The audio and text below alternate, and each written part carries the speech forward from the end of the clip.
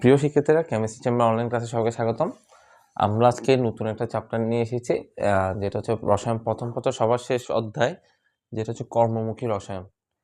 এই চ্যাপ্টারটা একটু মানে কি আমাদের গৃহস্থলী বলতে এবং কর্মমুখীতে কর্মক্ষেত্রে যেসব রসায়ন ব্যবহার করা হয় বা আমাদের প্রতিনিয়ত ক্ষেত্রে রসায়নের ভূমিকা বা রসায়নের ব্যবহার নিয়ে এখানে আলোচনা। এখানে আমরা বেশি অনেক কিছু ইম্পর্টেন্ট টপিকস আছে, যেমন ভিনেগার প্রস্তুতি, তারপর হচ্ছে তোমার প্রিজারভেটিভ, তারপর আছে তোমাদের কি ওই টয়লেট ক্লিনার প্রস্তুতি, সাবান প্রস্তুতি, সেগুলো মানে আমাদের দৈনন্দিন কাজে ব্যবহৃত রসায়ন নিয়ে এই চ্যাপ্টারটাতে আলোচনা, এবং কি কি ক্ষেত্রে রসায়নের খুব গুরুত্বপূর্ণ ভূমিকা পালন করে সেগুলো নিয়ে চ্যাপ্টারটা আলোচনা করবো আমরা। বিগত আমরা যখন করোনা কালে এই চ্যাপ্টারটা যখন শর্ট সিলেবাস ছিল, তখন এই চ্যাপ্টারটা থেকে কিছু শর্ট টপিকস থাকতো, মানে শুধু ভিনেগার এবং অন্যান্য ছোট ছোট টপিকসগুলো থাকতো। কিন্তু আমরা চাইবো সম্পূর্ণ চ্যাপ্টারটা মোটামুটি মানে কি ক্লিয়ার করার জন্য চেষ্টা করব। আসলে এই চ্যাপ্টারটা পড়ার আগে এই চ্যাপ্টারের সবচেয়ে প্রথম যেটা জিনিসটা শুরু করতে হবে সেটা হচ্ছে খাদ্য নিরাপত্তা। আমরা যে খাদ্যটা গ্রহণ করব, ঠিক আছে, এই খাদ্য নিরাপত্তা, সেখানে খাদ্যটার মধ্যে নিরাপত্তায় থাকতে হবে। মানে খাদ্যটা কি কি ভাবে আমরা কি করব, সংরক্ষণ করব, সরবরাহ করব বা খাদ্য উৎপাদন করব, ঠিক আছে, এই প্রক্রিয়াগুলো নিয়ে আমরা কিন্তু আলোচনা করতে যাচ্ছি। তো খাদ্য নিরাপত্তাটা কি? সবার জন্য পরিমিত পরিমাণকে সুষম খাদ্য নিশ্চয়তাকে, পরিমিত পরিমাণ, সবার জন্য পরিমিত পরিমাণ এবং সুষম খাদ্য যাতে সবার নিশ্চয়তা হয়, সবার আহারে যাতে সেগুলো থাকে, সেটাকে বলবো আমরা খাদ্য নিরাপত্তা। খাদ্য নিরাপত্তা অর্জন করার ভিত্তি আছে কিছু, মানে কিভাবে আমি খাদ্যটাকে নিরাপত্তা অর্জন করতে পারি। খাদ্য উৎপাদন বৃদ্ধি, খাদ্য সরবরাহ ব্যবস্থা উন্নয়ন এবং খাদ্য সংরক্ষণ, এগুলোর মাধ্যমে কি করতে পারি আমরা খাদ্য নিরাপত্তার অর্জনটাকে, আমরা নিরাপত্তাটা অর্জন করতে পারবো। প্রথম দিকে একটু খেয়াল করে দেখি, খাদ্য উৎপাদন, ঠিক আছে, খাদ্য উৎপাদনটা বৃদ্ধি করতে হবে, কেন আমাদের প্রচুর যে পরিমাণ জনসংখ্যা আছে সেই পরিমাণ যদি খাদ্য না থাকে, খাদ্যর অভাবে অনেক কিছু হতে পারে, তাই আমার খাদ্য উৎপাদনটা বৃদ্ধি করতে হবে। খাদ্য উৎপাদনে রসায়নের ভূমিকা কিন্তু অপরিসীম। প্রয়োজনীয় জিন প্রযুক্তি ও রাসায়নিক গঠন পরিবর্তন করে উন্নত জাতের ফসল বীজ উৎপাদন করা আমাদের প্রয়োজন, ঠিক আছে। মানে আমরা জানি ওই ফলটার কি, যে খাবারটা খাবো সেটা কিন্তু সীমিত পরিমাণ, তা আমরা চাইলে সেটা জিন এবং কি প্রযুক্তিবিদ্যা মানে কি অবলম্বন করে রাসায়নিক গঠনটা পরিবর্তন করে সেটা আরেকটা ধরনের, মানে কি একই, যেমন আমরা অনেকে ড্রাগন ফল বলি, যে কোনো ধরনের ফল, সেটা বীজকে এনে এখানে বাইরে থেকে এনে এখানে কিন্তু রোপণ করার পর সেটাতে কিন্তু আমরা নিজেদের প্রক্রিয়ার মাধ্যমে সেটা তৈরি করতে পারবো। তারা প্রয়োজনীয় জিন প্রযুক্তি ও রাসায়নিক গঠন পরিবর্তন করে উন্নত জাতের ফসল বীজ উৎপাদন করলে খাদ্যের মানটা আরও বাড়বে, উৎপাদনটা আরও বাড়বে। উদ্ভিদের প্রয়োজনীয় পুষ্টি, জিঙ্ক, ম্যাঙ্গানিজ, নাইট্রোজেন উপাদান ইত্যাদি সরবরাহ বৃদ্ধি, মানে আমাদের অবশ্যই উদ্ভিদটাকে কি হবে, উদ্ভিদের কিছু পুষ্টির প্রয়োজন আছে, নাহলে তার থেকে তো আমরা খাদ্যগুলো পাবো না। তাদের মধ্যে এই পুষ্টিগুলো, জিঙ্ক, ম্যাঙ্গানিজ, নাইট্রোজেন উপাদানগুলো ইত্যাদি ঠিকমতো সরবরাহ করতে হবে। তারপর সেখানে প্রয়োজনীয় সার ইউরিয়া, ডিএপি, টিএসপি ব্যবহার করতে হবে, তাতে উদ্ভিদগুলো নষ্ট না হয়। এছাড়াও কীটনাশক ব্যবহার করে পোকামাকড়ের হাত থেকে রক্ষা করে উৎপাদন বৃদ্ধি করাও যাবে। মানে অনেক সময় দেখবা আমাদের পোকামাকড়ের কারণে কিন্তু অনেক ফসল উদ্ভিদ কিন্তু নষ্ট হয়ে যায়, কারণ আমাদের কাছে সেটা সংকটপন্ন হয়ে যায়। তো আমাদের কি করতে হবে, বিভিন্ন ধরনের কীটনাশক ব্যবহার করতে হবে। এই কীটনাশকগুলো ব্যবহার করেও কি করতে হয়, পোকামাকড়ের হাত থেকে আমরা ফসলকে রক্ষা করতে পারবো। তারপর হচ্ছে খাদ্য সরবরাহ। এই দেখো, খাদ্য সরবরাহের ক্ষেত্রে কিন্তু রসায়নের কিন্তু ভূমিকা আছে কিরকম। এই খাদ্যগুলো সরবরাহে পরিবহন ব্যবস্থা উল্লেখযোগ্য ভূমিকা আছে। তুমি এক প্রান্ত থেকে আর আগে তো পরিবহন ব্যবস্থা যখন ছিল না, তখন খাদ্যর কিন্তু সহজে এক জায়গা থেকে অন্য জায়গায় ট্রান্সপোর্ট করতে খুব কষ্ট হতো। তা এখন পরিবহন ব্যবস্থা খুব উন্নত হওয়ার কারণে আমরা কি করতে পারি, খাদ্য সরবরাহ পরিবহন ব্যবস্থার মাধ্যমে কিন্তু এক স্থান থেকে অন্য স্থানে পাঠাতে পারি। প্রতিটি পরিবহনের জ্বালানি হিসাবে ব্যবহৃত হচ্ছে পেট্রোল, ডিজেল, সিএনজি, যা মূলত একটা রাসায়নিক উপাদান। এই পেট্রোল, সিএনজি যদি না থাকতো, আমরা তো পরিবহন ব্যবস্থা সচল থাকতো না, ঠিক না? তো এই পেট্রোল, সিএনজি তৈরিতে কিন্তু রসায়নের কিন্তু একটা গুরুত্বপূর্ণ ভূমিকা আছে। তারপর হচ্ছে খাদ্য সংরক্ষণ। প্রাকৃতিকভাবে সংগৃহীত জৈব খাদ্যসমূহ একটি নির্দিষ্ট সময়ব্যাপী ভালো থাকে। আমরা যখন কোনো কিছু বানাই, ঠিক আছে, একটা নির্দিষ্ট সময় পর্যন্ত সেটা কিন্তু, বা প্রাকৃতিকভাবে যে খাদ্যগুলো তৈরি হচ্ছে সেগুলো একটা নির্দিষ্ট, যেমন পেঁয়াজ, তারপর হচ্ছে কি আলু, একটা নির্দিষ্ট সময় পর্যন্ত এগুলো ভালো থাকবে। কিন্তু যখন এদের মধ্যে বিভিন্ন ধরনের অণুজীব বা এনজাইম এদের মধ্যে ক্রিয়া করা শুরু করবে, সেগুলো আস্তে আস্তে পচন ধরা শুরু হয়, মানে আস্তে আস্তে নষ্ট হয়ে থাকে। তো অতএব এই খাদ্যকে দীর্ঘদিন সংরক্ষণ রাখতে আমাদেরকে কি করতে হবে, প্রিজারভেটিভ ব্যবহার করা হয়। প্রিজারভেটিভ বলতে কিরকম, বিভিন্ন ধরনের ভিনেগার, তারপর বিভিন্ন ধরনের কি অ্যাসিড জাতীয় উপাদান যেগুলোকে অনেকদিন ধরে সংরক্ষণ রাখতে পারি সেগুলো প্রিজারভেটিভ হিসেবে, আবার যেমন ফ্রিজ, ঠিক আছে, অনেকে তো ফ্রিজ থাকে না, তখন ওরা প্রাকৃতিকভাবে বিভিন্ন ধরনের ওই হলুদ মেখে ঠেকে রাখে, তো এই প্রিজারভেটিভ ব্যবহার করা হয়। এছাড়াও বিভিন্ন আরও প্রক্রিয়া আছে, কোটাজাতকরণ, কোটার মধ্যে রেখে, ঠিক আছে, ওগুলোকে সংরক্ষণ করা হয়। ধূমায়মান, কিউরিং, পিকলিং, এগুলো নিয়ে আমরা পরবর্তীতে আলোচনা করব, যখন প্রিজারভেটিভ পড়বো তখন এগুলো বিস্তারিত আলোচনাগুলো আমরা করব। এরকম নানাবিধ খাদ্য সংরক্ষণ পদ্ধতি ব্যবহার করে ভিন্ন ভিন্ন প্রক্রিয়ার রাসায়নিক পদার্থ, মানে এইসব প্রিজারভেটিভের মধ্যেও কিন্তু রাসায়নিক পদার্থের অনেক ভূমিকা আছে। তাই দেখছো খাদ্য উৎপাদনে কিন্তু রাসায়নিক পদার্থের ভূমিকা দেখতেছি, এইগুলো সব রাসায়নিক পদার্থ, ঠিক আছে। ঠিক খাদ্য সরবরাহ ক্ষেত্রেও কিছু রাসায়নিক পদার্থের ভূমিকা দেখতেছি, ঠিক খাদ্য সংরক্ষণ ক্ষেত্রেও কিন্তু অনেক ধরনের রাসায়নিক পদার্থ আমরা যেমন ভিনেগার এগুলো ব্যবহার দেখতেছি। তাহলে খাদ্য নিরাপত্তার ক্ষেত্রে রসায়নের ভূমিকাও কিন্তু অপরিসীম। ক্লিয়ার? এখন আমরা প্রিজারভেটিভটা একটু পড়বো, এটা একটু নোট করে নিও।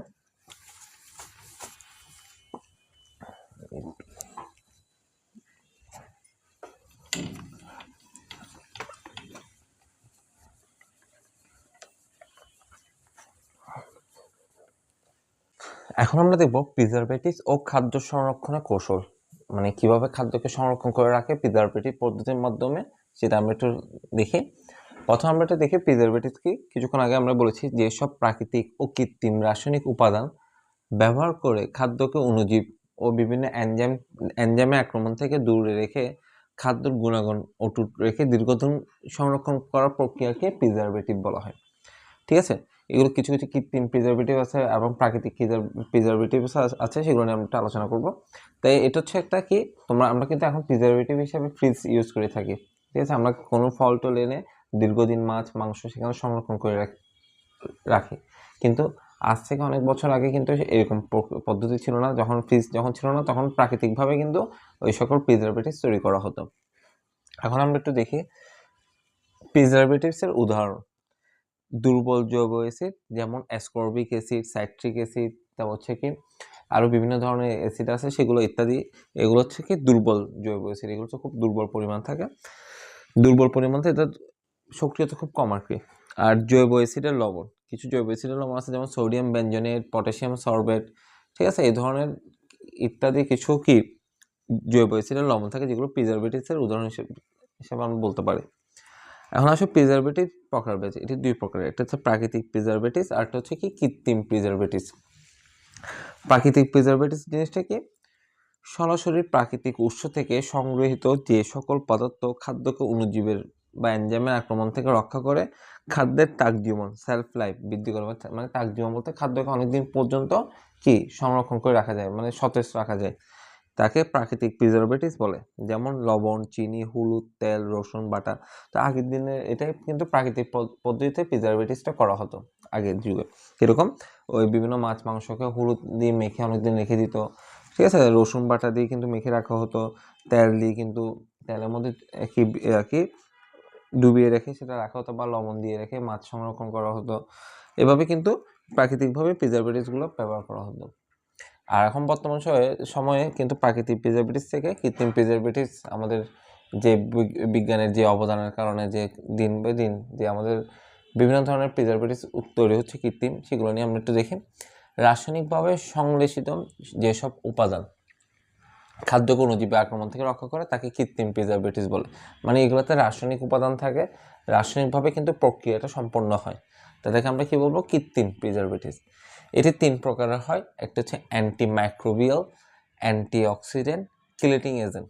এগুলো হচ্ছে কৃত্রিম, এগুলো কৃত্রিমভাবে তৈরি করা হয়েছে।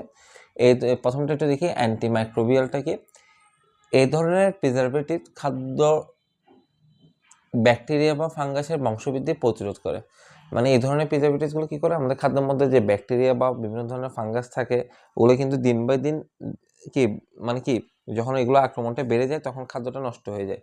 তো এটা যাতে বংশ বৃদ্ধি করতে না পারে এই ধরনের অ্যান্টিমাইক্রোবিয়াল, যেমন EDTA, ethylene diamine টেট্রাএসিটেট, NaNO2, NO2, তারপর হচ্ছে সোডিয়াম বেনজোনেট, তারপর হচ্ছে সরবিক অ্যাসিড, এই ধরনের কি অ্যান্টিমাইক্রোবিয়াল যে মানে এই ধরনের কি ব্যবহার করা হচ্ছে, মানে প্রিজারভেটিভসগুলো ইউজ করা হয়ে থাকে। এরপর আসো অ্যান্টিঅক্সিডেন্ট, যে সকল রাসায়নিক উপকরণ ব্যবহারের খাদ্য অনাকাঙ্ক্ষিত জারণ ক্রিয়া মানে খাদ্যের মধ্যে যখন জারণ ক্রিয়াটা বেড়ে যায়, অক্সিডেশনটা বেড়ে যায়, তখন খাদ্যের কিন্তু ওই গুণগত মানটা নষ্ট হয় এবং খাদ্যটা পচন ধরা শুরু করে। তো এখন এই জারণ ক্রিয়াটা রোধ করার জন্যই কিন্তু অ্যান্টিঅক্সিডেন্ট ব্যবহার করা হয়। এই অ্যান্টিঅক্সিডেন্ট দুই ধরনের, একটা প্রাকৃতিক, একটা কৃত্রিম অ্যান্টিঅক্সিডেন্ট। যেগুলো প্রাকৃতিকভাবে সৃষ্টি সেগুলো হচ্ছে অ্যান্টি, আর যেগুলো আমরা নিজেরা তৈরি করে থাকি সেগুলো হচ্ছে কৃত্রিম অ্যান্টিঅক্সিডেন্ট। দেন কিলেটিং এজেন্ট। কিলেটিং এজেন্ট কোনগুলোকে বলে? যে সকল রাসায়নিক উপাদান খাদ্যস্থ রাসায়নিকের সাথে জটিল কাঠামো গঠনের মাধ্যমে অণুজীব ধ্বংস করে এবং পচন ক্রিয়া রোধ করে তাদেরকে কিলেটিং এজেন্ট বলে। খুব ইম্পর্টেন্ট, ক নাম্বারের জন্য আসে বা কিলেটিং এজেন্ট কি, এই ধরনের কোয়েশ্চেনগুলো এসে থাকে। তো মনে রাখবো যে সকল রাসায়নিক উপাদান, আমি যে রাসায়নিক উপাদানটা দিচ্ছি সেটা খাদ্যের মধ্যে কিন্তু রাসায়নিক প্রক্রিয়া চলে। তা খাদ্যস্থ রাসায়নিকের সাথে জটিল কাঠামো গঠন করে, মানে একসাথে মিশ্রিত হয়ে সেখানে অণুজীবকে ধ্বংস করে ফেলে এবং কি পচন ক্রিয়া, যেটা মানে খাদ্যকে নষ্ট করে ফেলে, সেটা রোধ করে থাকে, তাকে আমরা কিলেটিং এজেন্ট বলবো। যেমন সাইট্রিক অ্যাসিড, অসকর্বিক অ্যাসিড ইত্যাদি এই ধরনের অ্যাসিডগুলোই কিন্তু কি করে, কিলেটিং এজেন্ট হিসেবে কাজ করে থাকে। তো এটা গেলো আমাদের প্রিজারভেটিভ খাদ্য সংরক্ষণ কৌশলের যে উপকার হবে সেগুলো নিয়ে আলোচনা। আমরা একটু দেখবো প্রিজারভেটিভ কিভাবে খাদ্যকে নষ্ট হওয়ার হাত থেকে রক্ষা করে। এটা মুছে নিই। প্রিজারভেটিভ কিভাবে খাদ্যকে নষ্ট হওয়ার হাত থেকে রক্ষা করে।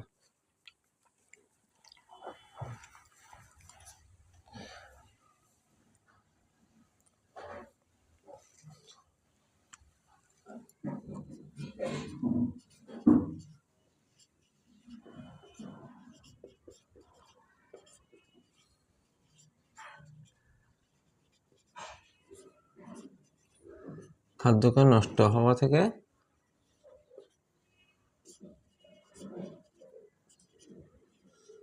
রক্ষা করে।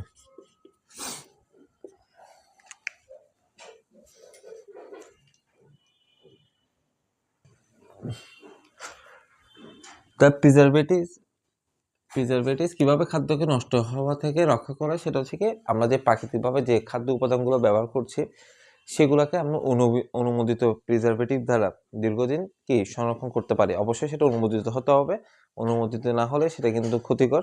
তো অনুমোদিত প্রিজারভেটিভ দ্বারা এই কোনো ধরনের খাদ্যকে দীর্ঘদিন সংরক্ষণ করা যায়। এক্ষেত্রে তোমার কি কি জিনিসগুলো কিভাবে খাদ্যকে নষ্ট হওয়া থেকে রক্ষা করা যাবে, এক নাম্বারটা বলতে পারি কি, অম্লীয় মাধ্যম তৈরি করে। অম্লীয় মাধ্যম তৈরি করে, অম্লীয় মাধ্যম সৃষ্টি করে বলতে কিরকম, ধরো বিভিন্ন ধরনের অ্যাসিড, যেমন CH3 ভিনেগার, CH3COOH, তো এটা জলীয় দ্রবণে কি উৎপন্ন করবে, CH3COOH+। এই H+টাই কি করে, এই অম্লীয় মাধ্যম যে কোনো ধরনের ব্যাকটেরিয়াকে ধ্বংস করতে কিন্তু ব্যবহৃত করা হয়। আমরা যখন ভিনেগার পড়বো তখন এটা সম্পর্কে আরো বিস্তারিত আলোচনা করব, কিন্তু মনে রাখবা কোনো কিছু H+ মানে তো অম্ল। এই অম্লীয় মাধ্যম সৃষ্টির মাধ্যমে কিন্তু তোমার কি হয়, যে কোনো ধরনের ব্যাকটেরিয়াকে ধ্বংস করা যায়। তা আমার মেন কাজ হচ্ছে অম্লীয় মাধ্যম সৃষ্টি করে খাদ্যকে নষ্ট করার হাত থেকে রক্ষা করতে পারবো। 2 নম্বর থেকে পানি ও বায়ুর সংস্পর্শ থেকে দূরে রেখে, পানি ও বায়ুর সংস্পর্শ থেকে দূরে রেখে, ঠিক আছে, পানি ও বায়ুর সংস্পর্শ থেকে দূরে রেখেও সেখানে যেন বায়ুর মাধ্যমে কিন্তু অনেক ধরনের কি ওই অক্সিডেন্ট প্রক্রিয়া চলে, তখনই কিন্তু খাদ্যদ্রব্য নষ্ট হয়। তো পানি এবং বায়ুর সংস্পর্শ থেকে দূরে রাখতে হবে। 3 নম্বর হচ্ছে তোমার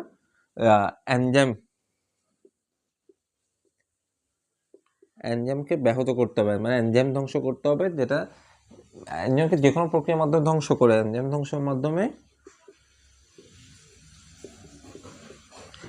ধ্বংসের মাধ্যমে কি করতে হবে, সেখানে ওই যে খাদ্যদ্রব্য যে পচন করতেছে সেটা রোধ করতে হবে। আর 4 নম্বর একটা বলে, সেটা হচ্ছে কি খাদ্যদ্রব্যের রাসায়নিক ক্রিয়া বন্ধ রেখে,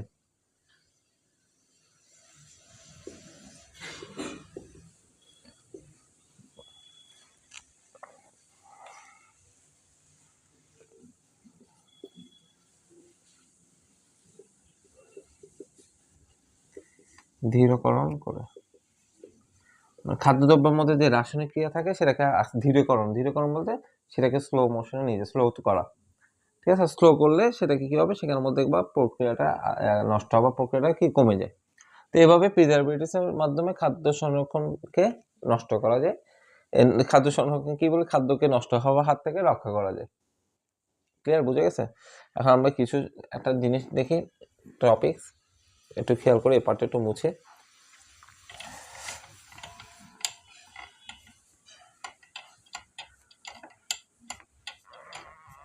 একটা জিনিস পড়বো আমরা, খাদ্য সংযোজনী।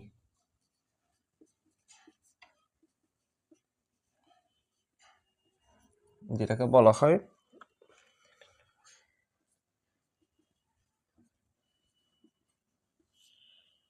Food additive.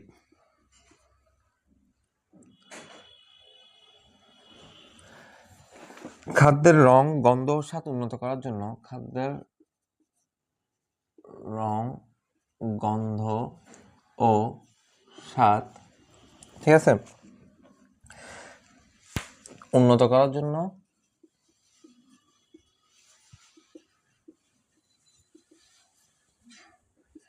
যে ধরনের রাসায়নিক পদার্থ ব্যবহার করা হয়, যে ধরনের রাসায়নিক পদার্থ ব্যবহার করা হয় তাকে খাদ্য সংযোজনী বলে।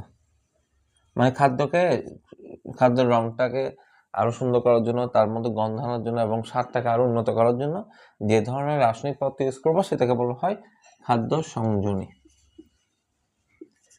ঠিক আছে, অনেকটা ফরমালিনের মতন আর কি। ঠিক আছে, যেগুলো আবার ক্ষতিকর দিক আছে কিছু কিছু। আরটা হচ্ছে ফুড লেকার।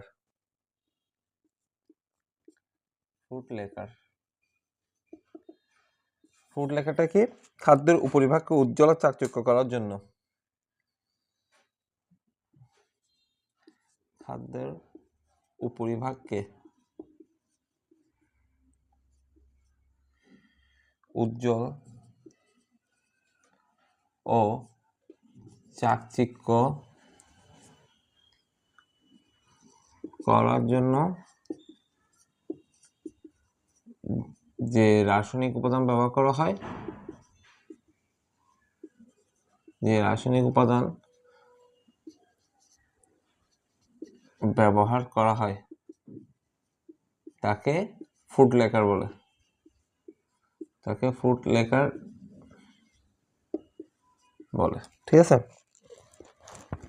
দেখো যেমন চিনির সিরাপ মাধ্যমে কিন্তু কি করা হয়, ওই খাদ্যটাকে খুব সুন্দরভাবে কি করা হয়, আমার ভিডিও কি দেখাচ্ছে একটু, হ্যাঁ, খুব সুন্দরভাবে যাতে খুব উজ্জ্বল এবং চাকচিক্য দেখায় সেজন্য সেখানে কি করা হয়, ওই ফুড লেকার হিসেবে চিনি সিরাপ ব্যবহার করা হয়।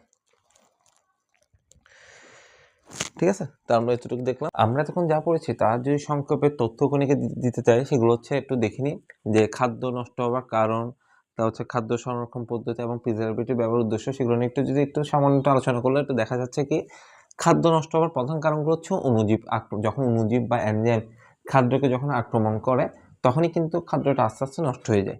ওই এনজাইমের ক্রিয়ার মাধ্যমে বিভিন্ন ধরনের রাসায়নিক ক্রিয়া যদি উপস্থিত থাকে সেখানে খাদ্যকে নষ্ট করে ফেলে। তো খাদ্যর জারণ ক্রিয়া মানে অক্সিডেশন, খাদ্যের মধ্যে যে অক্সিডেশন প্রক্রিয়া ঘটে তখন সেখানে কি হয়, খাদ্যটা নষ্ট হয়।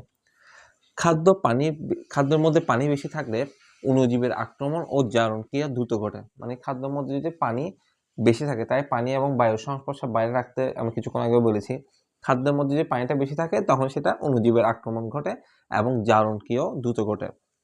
তেল বা চর্বি জাতীয় খাদ্যে অসম্পৃক্ত এস্টার, এটা এক ধরনের একটা যৌগ যেগুলো কি করে সহজে অক্সিজেন দ্বারা জারিত হয় এবং সেখানে অক্সিজেনের মাত্রাটা বাড়িয়ে দেয় এবং কি জারণ ক্রিয়া সেখানে দ্রুত ঘটতে থাকে। খাদ্য সংরক্ষণ বিভিন্ন পদ্ধতিতে করা যায়। শুষ্ককরণ, হিমায়িতকরণ, curing, smoking, pickling, preservative, antioxidant, তেজস্ক্রিয় রশ্মির ব্যবহার, রেফ্রিজারেশন, এসব বিভিন্ন প্রক্রিয়ার মাধ্যমে খাদ্যদ্রব্য সংরক্ষণ করা যায়। লবণ দিয়ে যে খাদ্য সংরক্ষণ পদ্ধতিকে কিউরিং বলে, SO2 দ্বারা খাদ্যদ্রব্য সংরক্ষণ পদ্ধতিকে স্মোকিং বলে, ব্রাইন বা ভিনেগারের মাধ্যমে ডুবিয়ে সংরক্ষণ করার প্রক্রিয়াকে বলা হয় পিকলিং। ক্লিয়ার? এই প্রিজারভেটিভসের ব্যবহারের উদ্দেশ্যগুলো কি কি? আমরা যে প্রিজারভেটিভ ব্যবহার করব, খাদ্যকে অণুজীবের হাত থেকে রক্ষা করা, খাদ্যের তাক জীবন বৃদ্ধি করা, খাদ্যের গুণগত মান অটুট রাখা হচ্ছে কি এই প্রিজারভেটিভ ব্যবহারের উদ্দেশ্য। আশা করি তোমরা বুঝতে পারছো এই প্রিজারভেটিভ খাদ্য নিরাপত্তা এবং খাদ্য সংরক্ষণ নিয়ে। ক্লিয়ার?